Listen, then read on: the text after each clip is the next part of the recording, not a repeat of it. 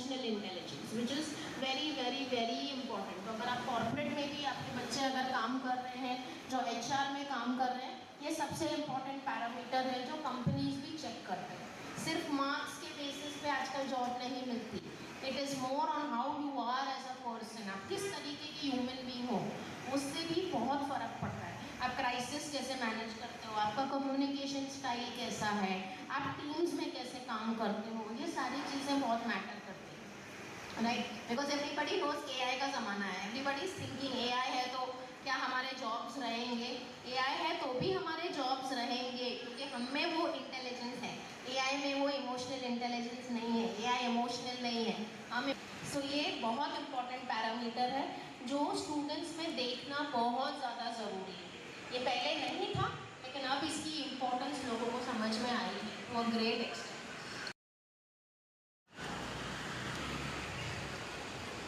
Okay, so अगर आपके network में बच्चे हैं, किसी को कुछ गाइडेंस चाहिए, तो primarily STEM is the first career cluster, इसको बोलते हैं करियर का यूनिवर्स। इसमें first STEM stands for science, technology, engineering and mathematics. इसमें बायोलॉजी भी आता है। सो बच्चे जो इंजीनियरिंग करते हैं, मेडिसिन में पढ़ते हैं, ओके, बाय द वे अगर मेरे को डॉक्टर बनना है तो ज़रूरी नहीं है कि मैं सिर्फ एक MBBS डॉक्टर बनूँ, मैं एक ऑल्टरनेट डॉक्टर भी बन सकती हूँ। जैसे मैं आयुर्वेदा पढ़ सकती हूँ या मैं होम्योपैथी पढ़ सकती हूँ, मैं चाहे तो एक रेडियोलॉजिस्ट बन सकती हूँ जो एक्सरेज के साथ डील करता है। ओके, सो मेडिसिन में एक नया फील्ड है which is called as allied medicine. Allied medicine is related to medicine. ये मेडिसिन से है, पर ज़रूरी नहीं है कि हर कोई डॉक्टर के लिए पढ़े और डॉक्टर ही बने। हम ऑल्टरनेट मेडिसिन भी कर सकते हैं और हमारे नाम के आगे वो डॉक्टर का जो टाइटल है वो आ सकता है। तो हम डॉक्टर बनने बहुत तरीके से अचीव कर सकते हैं अपने लाइफ में। तो ये सारी चीज़ें STEM में आती हैं। इंजीनियरिंग STEM में, आपने जैसे AI के बारे में सुना है, आर्टिफिशियल इंटेलिजेंस, ये भी इसी के अंदर आता है। इसके अलावा इस बिजनेस जो हमारा ट्रेडिशनल कॉमर्स का फील्ड है, okay, so business management, marketing, ये सारी चीज़ें they come under business of finance.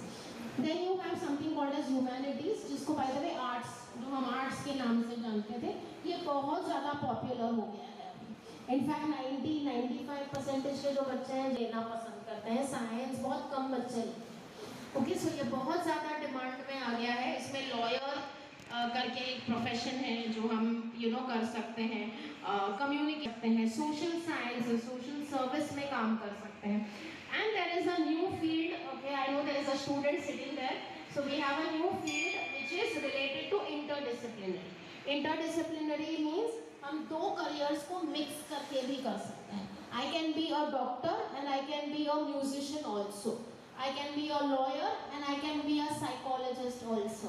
तो मैं मिक्स कर सकती हूँ दो करियर को। ये आपके और मेरे ज़माने में नहीं था, होता तो बहुत अच्छा होता, राइट? पर ये है नहीं था, अभी है ये, और इसको बोलते हैं इंटरडिसिप्लिनरी।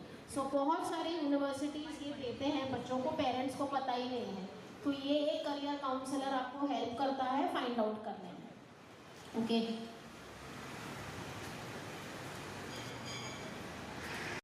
महाजनः तपः सत्यम और वैकुंठ, है ना? तो अगर आपके कर्म अच्छे हो तो फिर मृत्यु के पश्चात बहुत ही अच्छे हो, बहुत अच्छी साधना की है तो जरूरी नहीं कि आप स्वलोक तक जाओ, आप महलोक तक भी जा सकते हो, आप ब्रह्मलोक तक भी जा सकते हो, लेकिन ब्रह्मलोक से भी वापस लौटना पड़ता है चक्कर में। आ ब्रह्म भुवनालोका पुनरावर्ति लोक जाना करना पड़ेगा। जब आप वैकुंठ लोक में चले जाते हो, यद्गत्वा न निवर्तन्ते धाम परम मम, वहाँ जाने के बाद फिर लौटने की जरूरत नहीं, ना जन्म है ना मृत्यु है। Now you have reach the goal. तो आपका और हमारा टारगेट क्या होना चाहिए? पितृलोक क्यों, स्वर्गलोक क्यों, डायरेक्ट वैकुंठ लोक। इसलिए परमात्मा की आराधना करिए। पुरुषोत्तम मास जो है वो पुरुषोत्तम मास उसी के साथ जुड़ जाएगी। तो वैकुंठ लोक जो है वो ऐसा लोक है कि जहाँ से वापस नहीं आते हैं, जन्म मृत्यु के चक्र से छूट जाते हैं। एक स्रोत है इस पूरे ब्रह्मांड का, वो जो है वहाँ से शुरू किया है 15वां अध्याय, ऊर्ध्व मूल। जो उसको भी जानता है वही वेद का तात्पर्य जानता है। उसके बाद फिर ब्रह्मा, आपने देखा होगा शेषशायी विष्णु, उनके यहाँ से नाभि में से नाभि कमल निकलता है, वो कमल के ऊपर ब्रह्मा बैठे, वहाँ पे ये सारा का सारा चेंज चलता रहता है। ब्रह्मा भी आते हैं जाते हैं।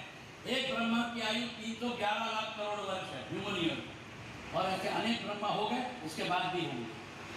तो ब्रह्मा जो है वहाँ पे ये सारा परिणाम होता रहता है। वो जो विष्णु है, जो शेषशायी विष्णु है, वो इसके बहुत आगे है।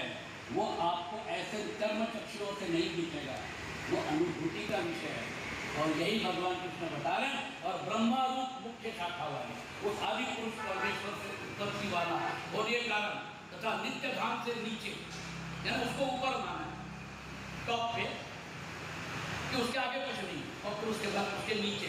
तो मुख्य शाखा जैसे पेड़ रहता है, उसका उसकी जड़ दिखती नहीं है, उसका तना दिखता है। तो ब्रह्मा जो है ब्रह्मलोक में वास करने के कारण हिरण्यगर्भ रूप ब्रह्मा को परमेश्वर की अपेक्षा अधः कहा है। और वही इस संसार का विस्तार करने वाला होने से इसकी मुख्य शाखा है, इसलिए इस को अधः शाखा है। अब हमारा जन्म जीवन मृत्यु का पूरा चक्र जो है वो इस डायमेंशन में है। वेद के तात्पर्य को, हमारे वेदों में 3 कांड है, कर्मकांड, उपासना कांड और ज्ञान कांड। हमारी गलती ये हो गई कि हमने कर्मकांड और उपासना कांड को प्राथमिकता दी, क्योंकि वहाँ पे पैसा कमाया जा सकता है ना। ज्ञान कांड में पैसा नहीं, और ज्ञान कांड ही वेदांत है। ज्ञान कांड उपनिषद है, उपनिषदों में जो बताया है वही वेदों का सार है, वही वेदों का तात्पर्य है। तो हमारे यहाँ पर हमने ज्ञान कांड की उपासना की है, इसलिए उसको रीडिफाइन करना पड़ा आदि शंकराचार्य को।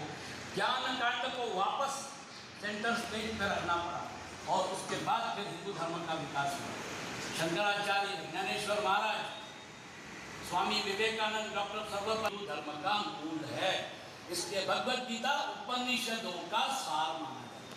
सर्वोपनिषदों का दोग्धा गोपाल नंदन पार्थो वत्स सुधीर का दुग्धम गीतामृतम। उन्होंने अर्जुन के लिए उपनिषद जैसी गायों, वो गोपाल थे ना, तो गायों का दोहन करके, उपनिषदों का दोहन करके जो सार निकाला, वो जो है अर्जुन ने जगत गुरु भगवान कृष्ण ने जो बताया, उसके आगे हिंदू धर्म नहीं। या फिर रामायण को आप देख लीजिए, भगवान राम ने जो बताया, उसके आगे हिंदू धर्म नहीं। या तो राम को ले लीजिए या फिर कृष्ण को ले लीजिए, आपका चॉइस।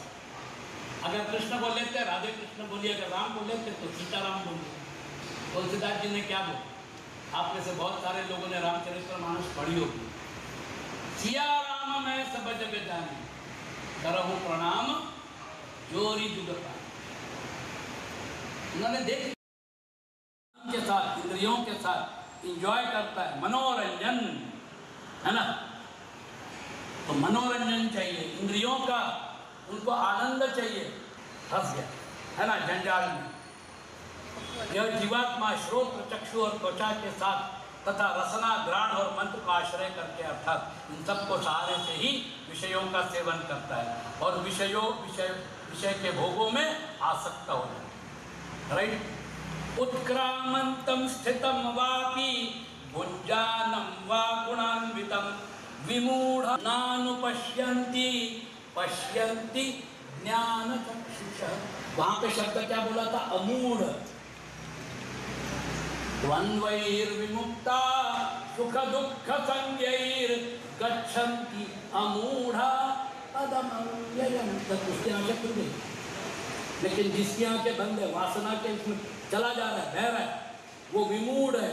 हम लोग अभी विमूढ़ अवस्था में, हमको अमूढ़ बनना है, आंखें खोलनी है। तब फिर पता चलेगा। ज्ञान चक्षु जब खुल जाता है तो फिर उसके बाद पता चलता है, ओ ये तो माना हुआ संबंध था, ये चीजें अपनी नहीं थी। ठीक है, एंजॉय करिए। रेंटल फ्लैट है तो क्या हुआ? रेंटल